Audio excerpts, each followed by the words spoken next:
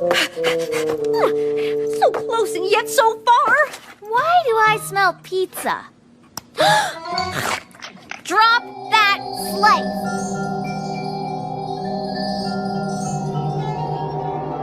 If you grew up watching PBS Kids or really any other TV network, you're probably used to seeing these things called promos. It's usually these short video ads promoting a show, showcasing some of the characters, some of the scenarios that take place, just kind of like a compilation of what you could expect. And it does exactly what it says it does. It's promoting the show. But when I was younger, I remember seeing this one promo on the network that would just play almost constantly. Like, this thing was being played to oblivion. And what I'm talking about is this promo for Martha Speaks. Now, I love Martha Speaks. I've always thought that it held a very similar status to Arthur, in my opinion. Both shows have this cast of kids who go to school, but they're all friends, and there's a sense of community. And that's one of the things that I've really always liked about the show. I will say though that when I was introduced to the show for the first time with this promo, I definitely found it really strange. It was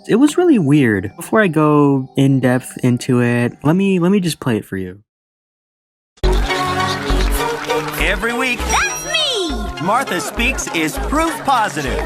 Do we love llamas, people? There's nothing like a talking dog. Hello?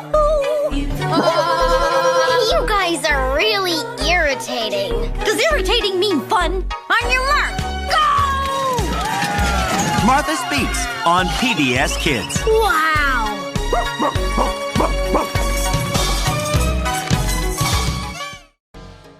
So honestly, this could just be a me thing. Maybe there's actually nothing wrong with it and it seems perfectly fine to you. But I think what kind of gets me every time is the weird choice of music that they used in this promo. I feel like the song is familiar, I just can't put a name to it, but I feel like I've heard it before. And I'm not even saying that the song is necessarily bad, but it's not my first choice for the music that I would put on a promo for a cartoon about a talking dog and his friends. I think another thing that made it, really seem off to me is something I mentioned earlier, that this thing was played nearly every 5 minutes, it seems. I knew I wasn't the only person thinking about this, so I actually went to the PBS Kids Empire Discord server and I asked the lovely people over there what they thought about this ad and to see if, they had similar views to mine. And without surprise, they did. Peebs says, it played after every Arthur episode for a while, probably because PBS wanted to cross-promote since Arthur and Martha Speaks generally had the same target audience. The audio did become annoying after hearing it daily. The PBSKids kid said,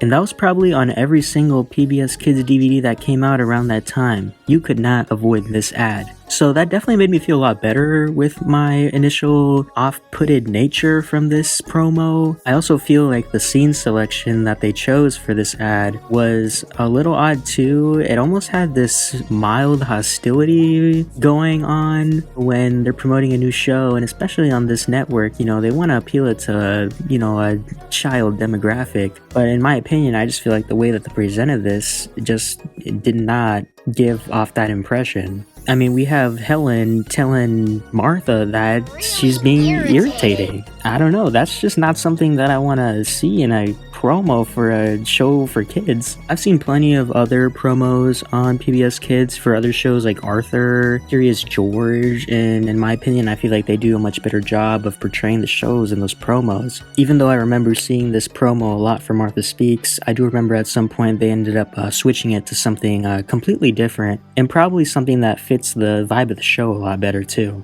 But that's essentially all I wanted to talk about. I'm really interested in this past history of PBS Kids promos and bumpers, and this original Martha Speaks promo is definitely going to go down in history as one of the oddest things to come out of the network for sure.